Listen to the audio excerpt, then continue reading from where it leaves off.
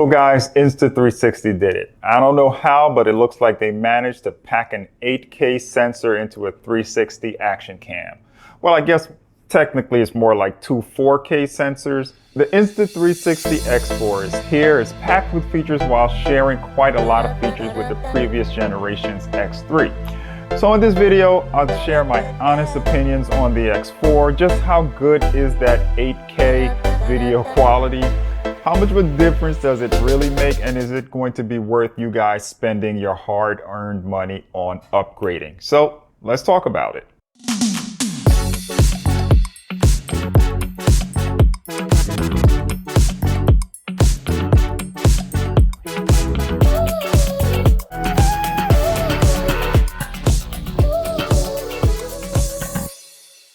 So let's get into this box and see what the new X4 is all about. And is it all buzz or just hype? But what we're gonna do in a little bit, we're gonna do a good old-fashioned unboxing. There it is. So guys, let's get this opened up and see what's going on inside this box here.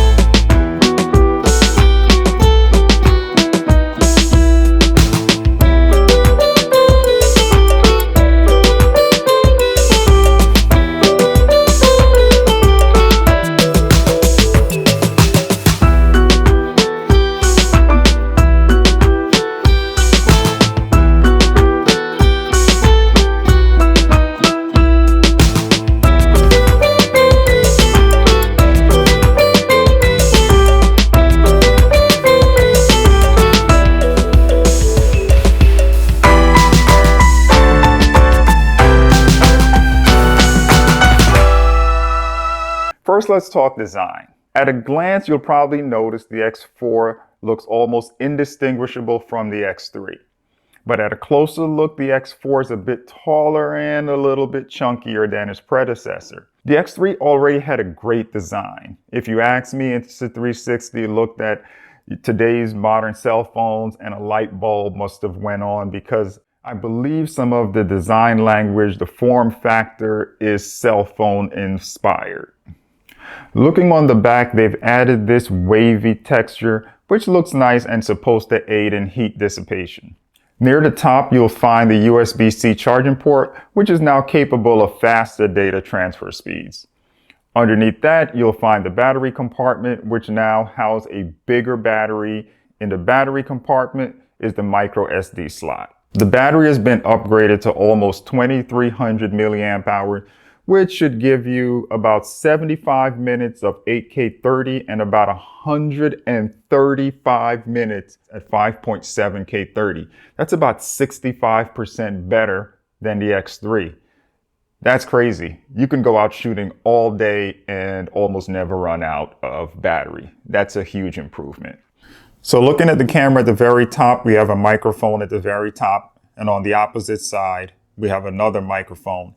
Now, just under the lens, I believe that's a microphone there and another microphone at the bottom. I'm not sure if both of these two are microphones, but on this side, there's only one just underneath the lens, what I believe is another microphone. Now, just above this hole at the bottom, which I believe is another microphone, is an LED indicator. On the screen side, there's another LED indicator.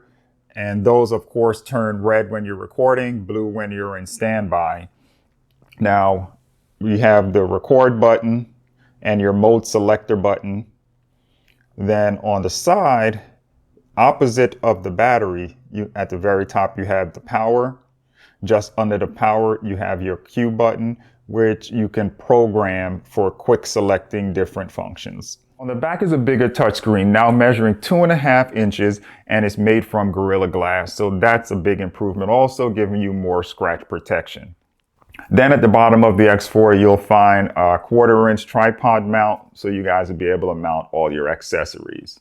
Now, I believe one of the most important new features is the ability to quickly change protective lens guards.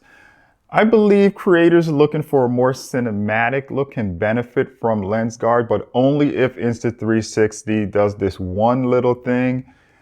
And I'll talk about that a little later, and I believe it honestly has the potential to be a game changer. More on that a little later. So overall, I think the design of the X4 is really very good. They've taken the best bits of the X3 and sized them up. Bigger battery, bigger screen, and so on. Now, despite the X4 being a thicker camera, the stitching is still pretty good. Now, of course, if you move too close to it and you're standing directly in the stitch line, that's when things are going to be more noticeable. However, if you keep a distance of 3 feet or so, then there shouldn't be any noticeable stitching issues. Okay guys, now a bit of bad news. Now, since the design of the X4 is a little bit different from that of the X3, this means if you've accumulated accessories for the X3, they're not going to fit on the X4 due to it being both taller and thicker.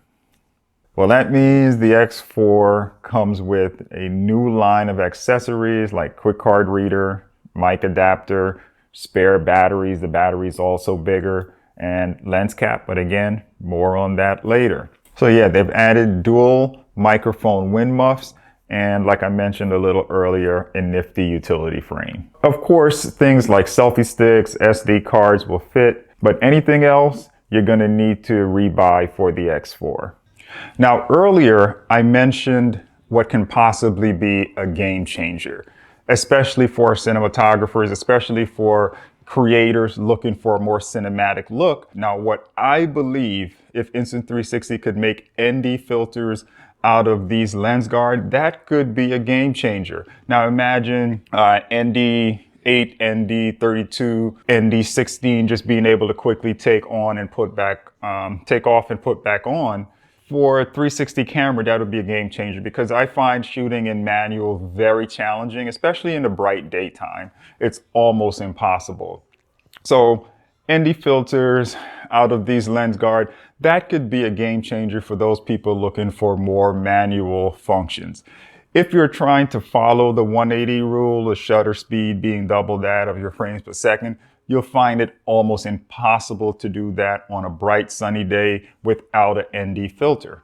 I'm sure there has to be some technical difficulties, some challenges creating a convex ND filter, but if they can get that done, I think that would change the game. Well, maybe not change the game, but it would definitely lend itself to more control and creativity using cameras to take 360 videos to the next level. Now on the editing workflow of this 8K footage.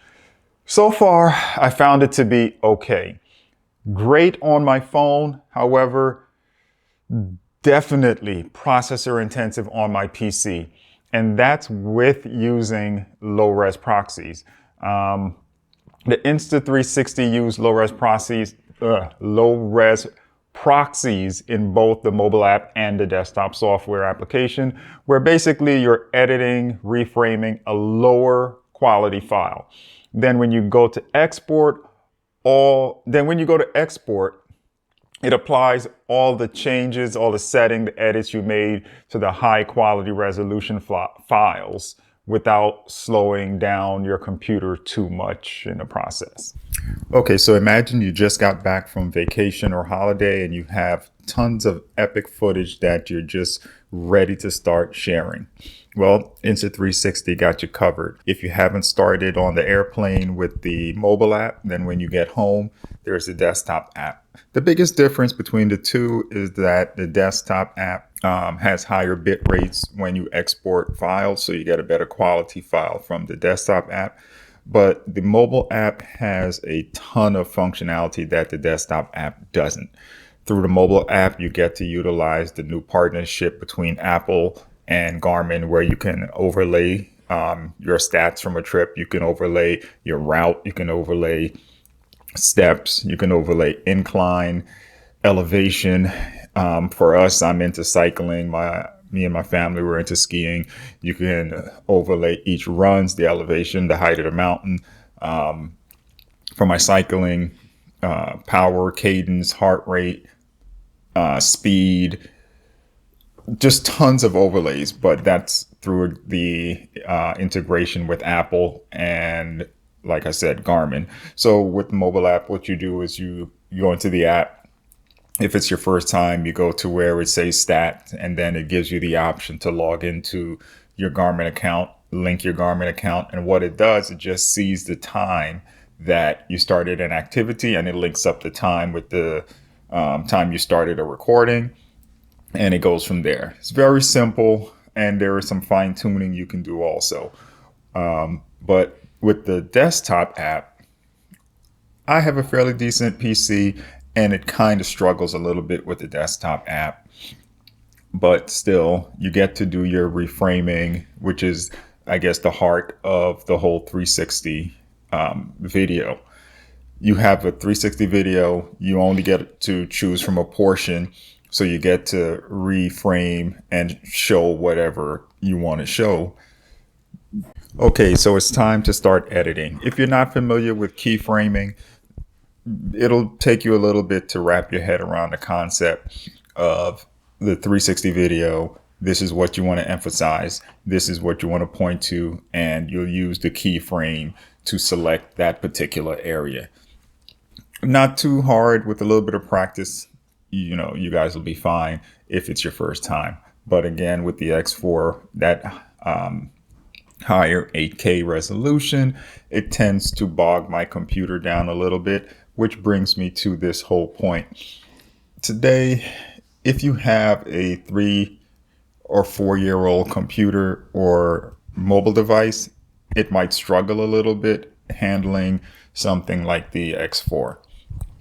If you have a newer mobile device or updated PC, Mac or Windows, you should be fine. But just keep in mind the 8K footage. Those are really big files, and the computer is going to have to do some heavy lifting. So make sure you guys, if you're going to be upgrading to the X4, just keep that in mind, that you're going to probably need a more powerful PC to handle that heavyweight lifting. Now, what I want to do is just show you guys some footage of the X4, the Hero 12, and my One RS. You guys make up your mind which you think looks best. So I'll definitely leave indicators on the video to say which is which, but here's what that looks like.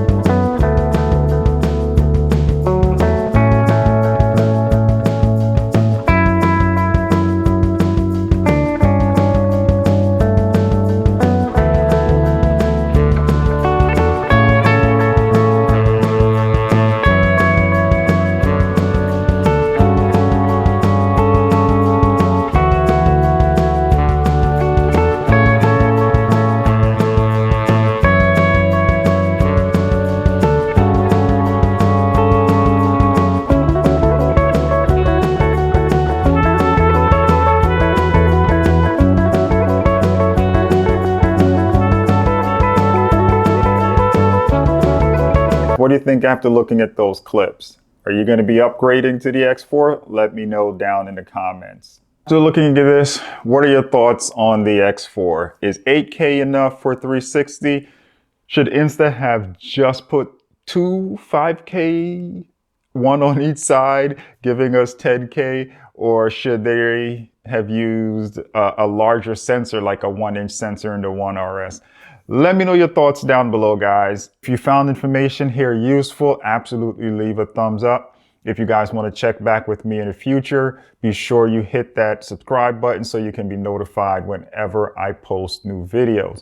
So between then and now, hope you guys all stay safe, and I'll catch you guys in the next one. Take care. Peace.